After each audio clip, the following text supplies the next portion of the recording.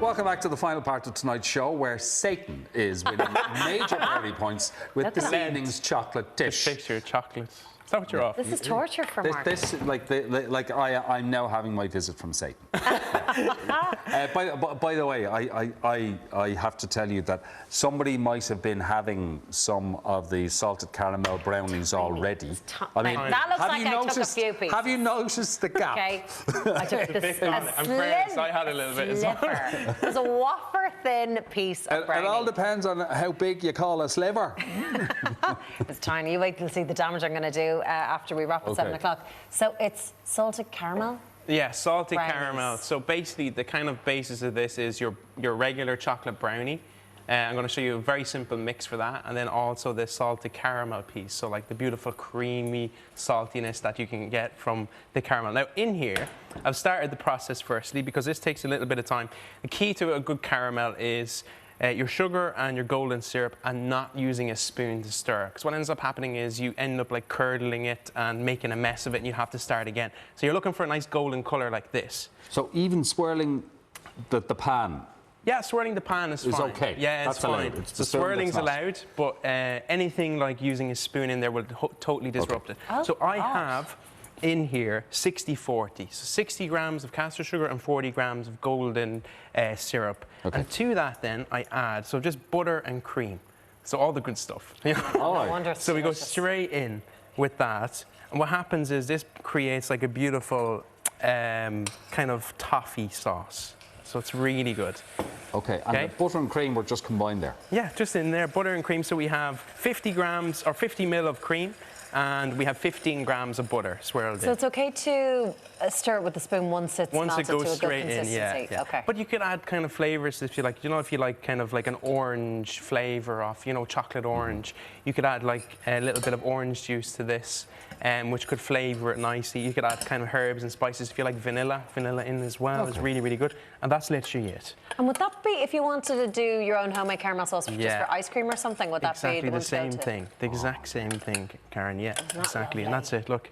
So what I do is I normally set that aside and I let that cool slightly, and then you crack on them with your brownie recipe then, okay? So in here, I've got another pot on, and I've just melted butter and chocolate. So it's 225 grams of both dark chocolate and butter mixed together. That's a lot of butter. Yeah, it's a lot of butter. It's a lot of butter. So you get this lovely kind of, you know, rich, glossy chocolate sauce, okay? And then to that then, when it's hot, the key is the sugar. So you have the same amount, so it's 225, 225, 225. It's a really easy one to remember. 225 grams of caster sugar in. I know it's a lot of sugar, but look, it's a treat. So it is, and you're not going to eat the whole lot. Well, I don't know. I don't know. If I'm allowed. So we just literally stir that through. Like so, and that kind of dissolves the sugar, just the heat and everything dissolves it in there. And what I do then is I take it off the heat. So I just take everything off, and then I just get myself a bowl, and I just transfer into the bowl then, okay? So you just want everything kind of dissolved in there.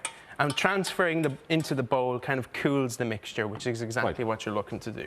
So into another bowl, I'll just get rid of this out of the way. So, now.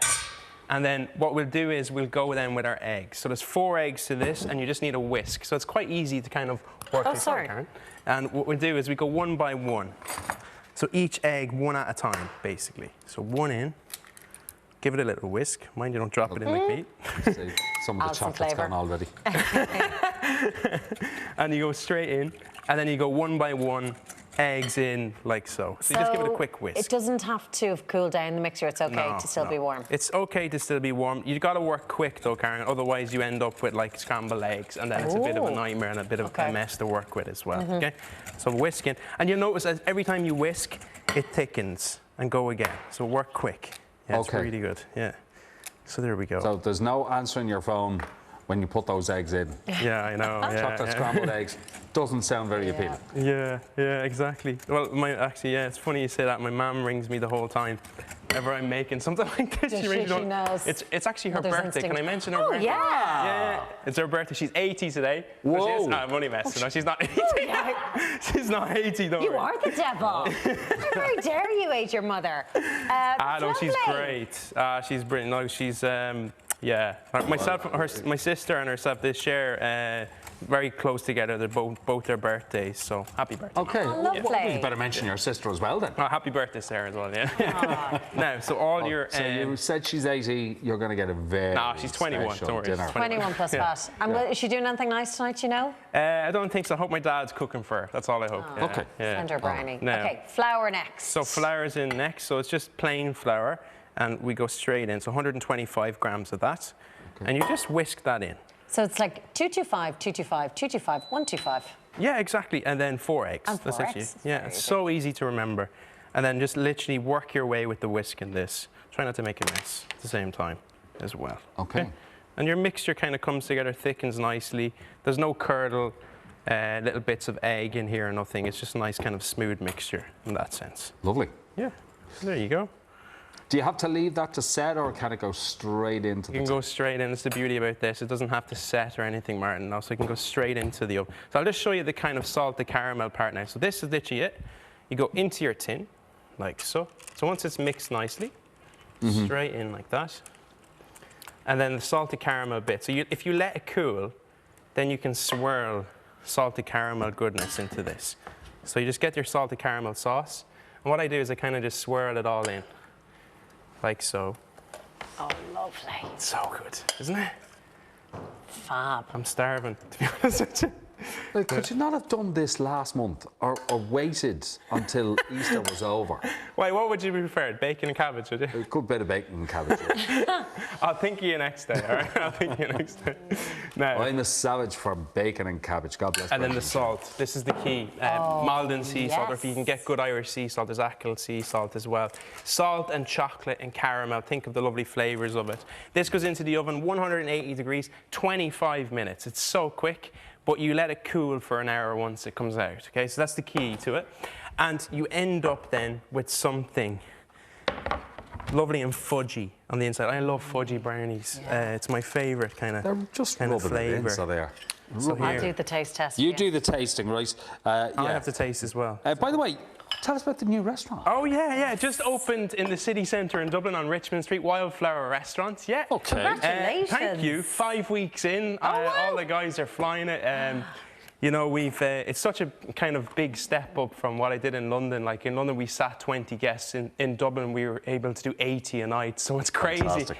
But such a great response, and thank you to everyone who's come to eat in the restaurant. It's a pleasure to meet everybody. So. Oh, that's so nice. And it is a pleasure to eat your brownie, Martin. You're happy? Absolutely. It's the nicest thing I've ever tasted. Satan and his sister in the 6 o'clock show in the kitchen. studio tonight. Nicest. Have to try. Congratulations, Adrian. Good to see you, and wishing you continued success with the restaurant. I thought they were supposed to be kept for St. Patrick's Day.